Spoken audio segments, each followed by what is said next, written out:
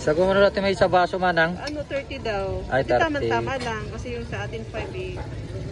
Oo, malaki 30. ito. Oo, kano to 30. Mga anong ounce yan? Ano yan, mga 8 yata 10 oh. 8 ba ito? 7? 8 ano? 8 ounce. 30. 30. Yung chicken mo ate, isang umanaw? 25. 25 mat?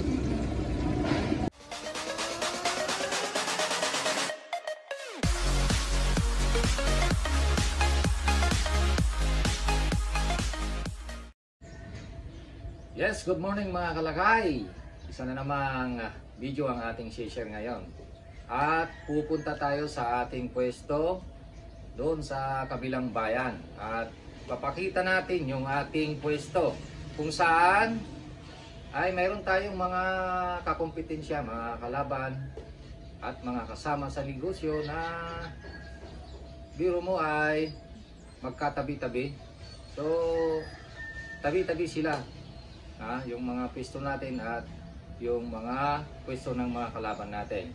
At titingnan natin at papansinin natin kung ano yung mga kaibahan doon sa mga produkto natin at produkto nila.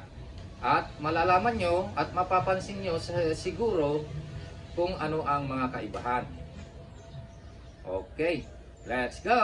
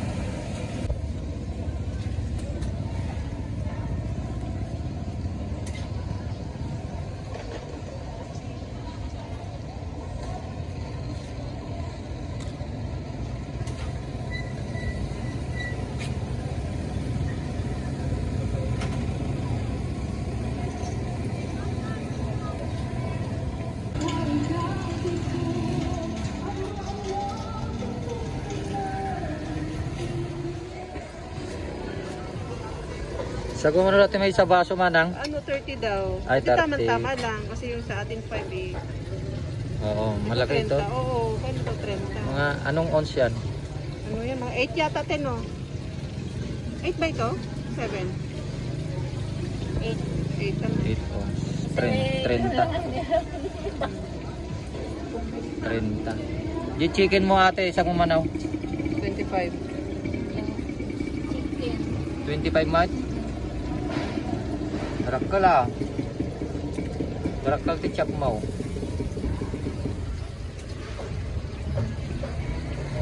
Kaldero yung paglutuan niya. Parang ano din, tagyasi yung pagyan. Kasi pagkaroon na kasi masyadong manipis. Madali yung ano. Paksat.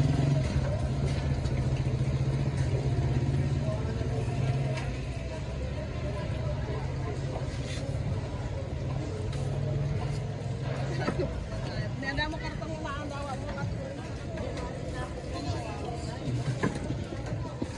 Tagal-alam ti manok ni Simar. Hindi na mo disig mo rin. Ang garad, 180 mo tan. 180. Kapang ka mo mga alas. Di na minsan.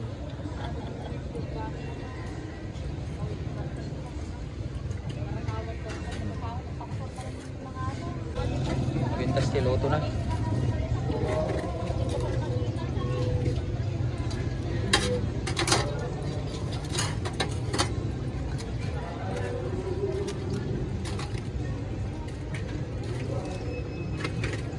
Ini Mang John nagpaspasyal? Ay, ito da piso na ta. Eskwela.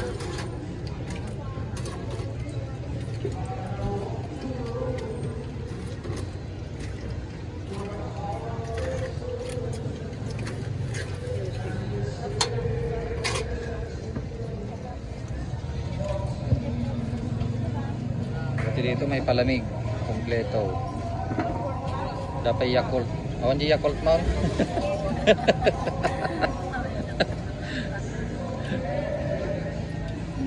Yan yung masarap na sausawan. Ano siya, gulay. Kita man. Ito ang masarap na sausawan. May gulay-gulay.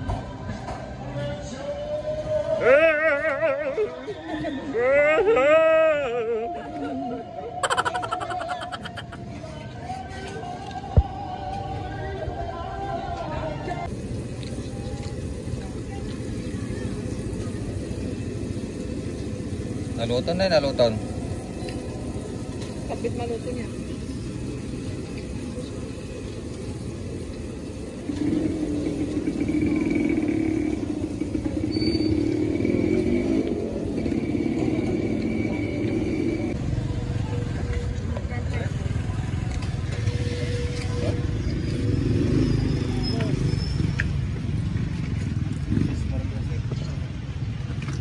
Malilate sa atin.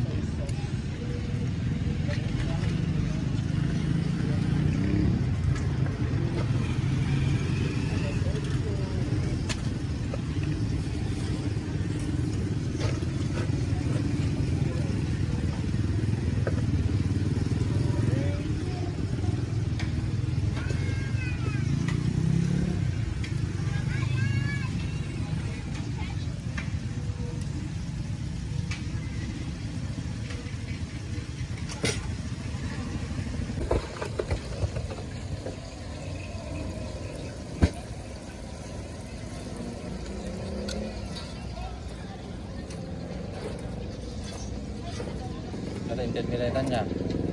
Anong ba? Dati pa lang? Hindi, gusto ko ba yung ba yung asukan?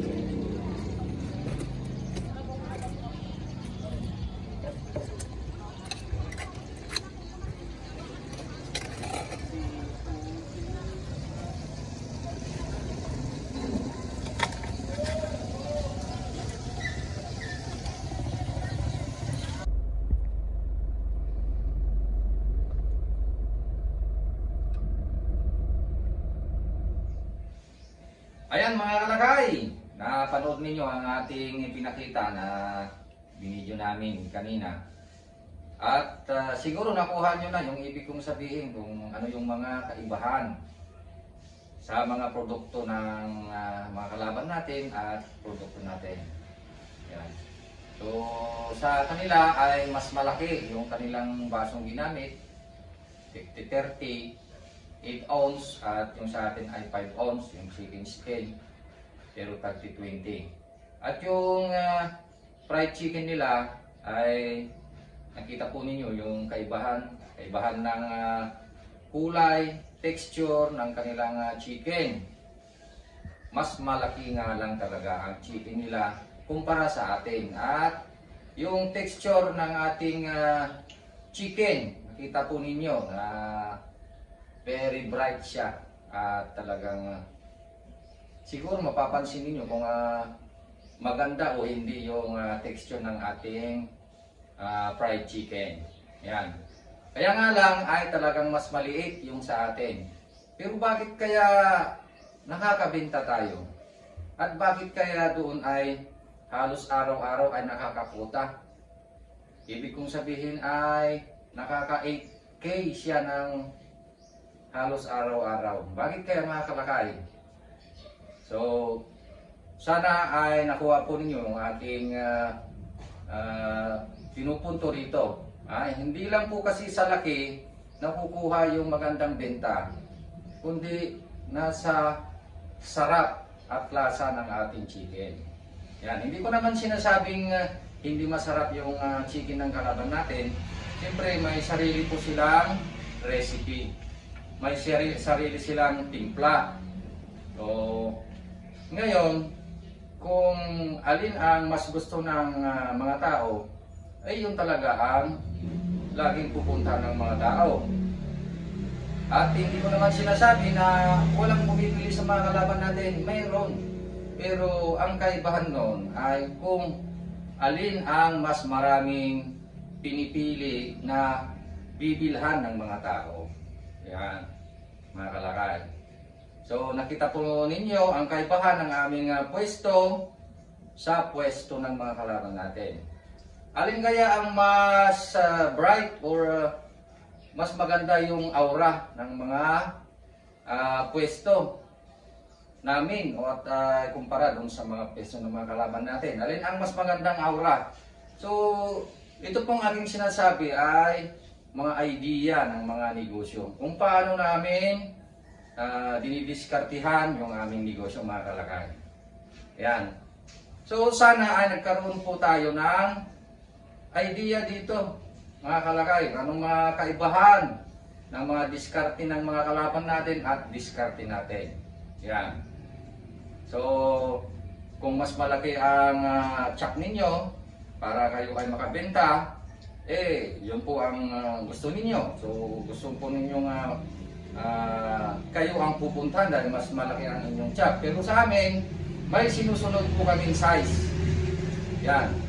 Kaya kung kayo po ay mag-avail ng 1K package namin, ituturo po namin lahat sa inyo. Yan. Kung bakit may size, kahit maliit yung size namin. Mga kalakay. Pero bakit nakakabenta pa rin kami. Yan. So hanggang dyan po yung ating may babahagi. Maraming salamat po sa inyong panonood. Hanggang sa muli. Ito po ang inyong lingkod, Kalbo TV, si Kalakay. Sana ay lagi kayong sumubaybay sa aming video. Bye-bye! Ito na yung ating project, mga kalakay. Halos matatapos na.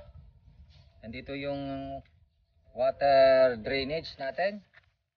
Yung drainage system natin. Malapit nang matapos. Yan.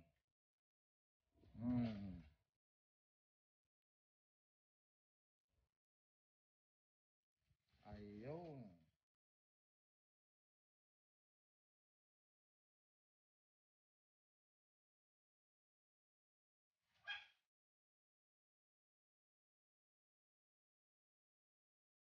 Ayan, at tignan naman natin mga kalakay yung ating pinagawang stock room. Ito yung stock room natin. Ito ay stock room ng aking anak. Doon sa kanyang negosyong cake. Andyan yung ilang mga gamit niya. Oh. Marami pa doon sa loob. Hindi pa namin na i-transfer dito. Yan, kaya bakanti pa. Magkakaroon ng mga shelves dito, mga patungan. Tsaka ilalagay ko na rin yung ibang mga ingredients natin dito. So, yan. Yung ating stock room na ipinagawa. Okay. Alright.